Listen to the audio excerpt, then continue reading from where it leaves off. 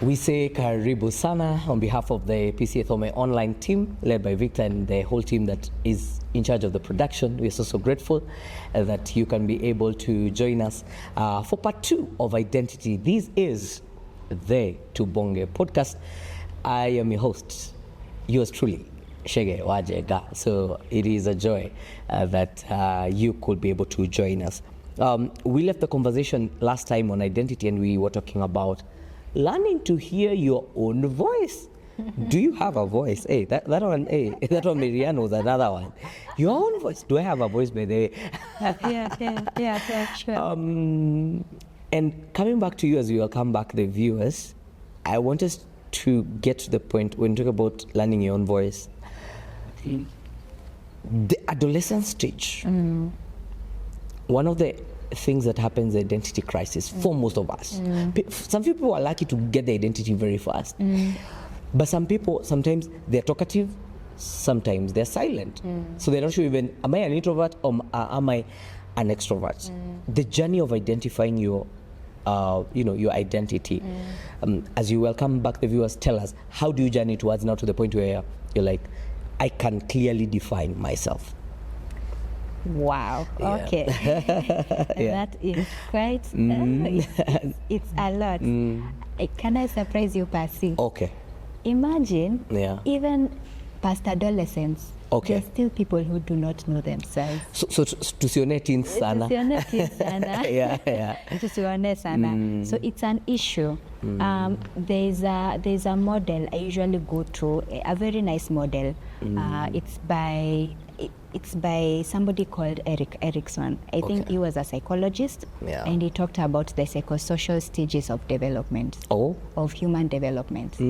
So one of the stages between the ages of around maybe 12, 13 years to around 18 years is where you are trying to identify your identity, and as well as it's usually a stage, it's called identity versus role confusion, if I have it correctly. Identity versus role confusion. So it is between that age is where you're supposed to the challenges and the life opportunities that come to you, they're supposed to mold and shape you to be able to form an identity of your own. And if you fail to you are unable to go through that stage correctly, then you get into role confusion. I'll give a very good example. So in that stage, it is where a teenage is where you're learning about who am I as a young man. Now that nimeenda nikafanyiwa the transition, nime transition from a young boy to a young man, and also for the ladies, they go through the same stage. And actually, you have a book for that. Yes. What do you call it? The transition from boys to responsible men. Yeah. So please, you can make sure to link up to get that. You who are looking for transition, maybe which number can they contact? Or you can contact me on 0115-873-388. And also maybe to book her as a model, as a fashion stylist, for mental health talks and for anything therapy. All right. Thank you. So the thing about that stage is where, as a young man, as a young woman, you're trying, because you're still you are considered, and you are now an adult. Unaambia sasa unajua wewe si mtoto anymore. There are some responsibilities. You're given more responsibilities, and it is in those roles that you learn. This is how I'm supposed to sit. This is how I'm supposed to interact. Unaambia ufanye hivyo, usifanye hivyo. You are entrusted with much more. So it is where, if you fail to grasp those responsibilities that are coming your way because of that role confusion, because sometimes with the issue of roles, sometimes people attach the societal roles to their identity. Okay, so let me give an example. Like for a woman, we have in typical society, they are socialized to be mothers, to be nurturers. That's your place. For men, they are nurtured. I mean, they are told to be providers, the head, the priest of the home, the priest of the home, the protector. And so for those roles, if you in that stage of identity versus role confusion, ideally you're supposed to resolve it accordingly so that you can have a healthy sense of identity. If you fail to, then you get into role confusion. And so it is later on I realized, even later in life, after you are past that stage, over 18 years, there are some people, if you did not go through that stage correctly, you will take that stage and transfer it to the next stage now. The confusion will carry on. Yes, and now where you're supposed to be socializing, the next stage where it's like between 19 years to now around, is it 35 years or 40, where you're supposed now to go to the next level in the stages of human development. Sasa unabeba your class yenye ulikosa kulearn between that age, and transfer to the next class. That misplacement. Yes. So you find that identity confusion, and for the young people, I will say that it is ideal to, there's always mentorship and there's always guidance to help you in that stage, but it is a very critical stage, and if you're not able to resolve it correctly, then you fail to get that sense of identity. Wow. Maryann has a way of oozing out information. She doesn't look like she's struggling. Information just comes forth, and it's just interesting even for you to put it out with so much passion. We can tell these things mean life for you.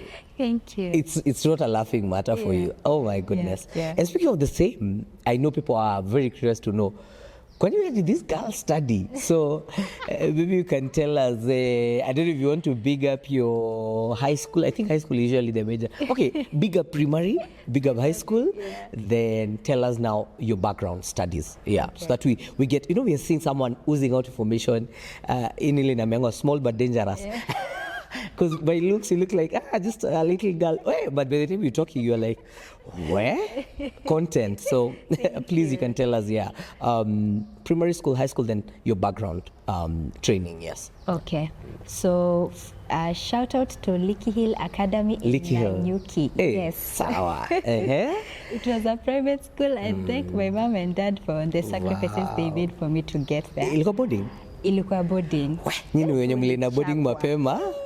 Mpate 400. All right. So nilianza na Licky Hill Academy. What was CBC? Jokers, eh? Hey.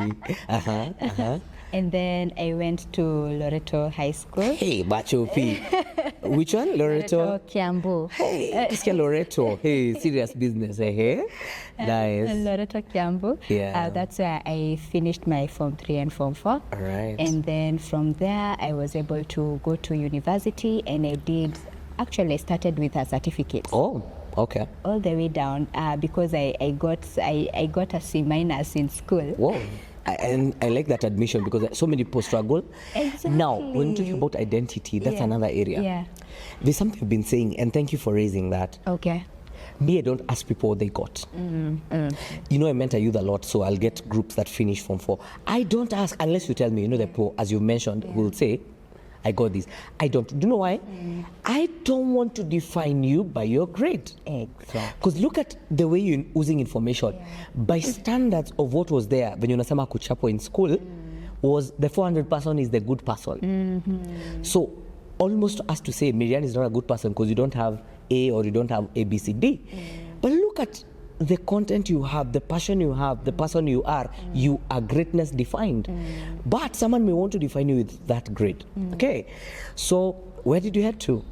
Okay, so after that, I did my certificate. I did it in a college called Kenya Institute of Professional Counseling. Okay. I did my certificate and had diploma. Okay. And then I went on to Egerton University. Back then there was town campus, so I did there and finished my bachelor's.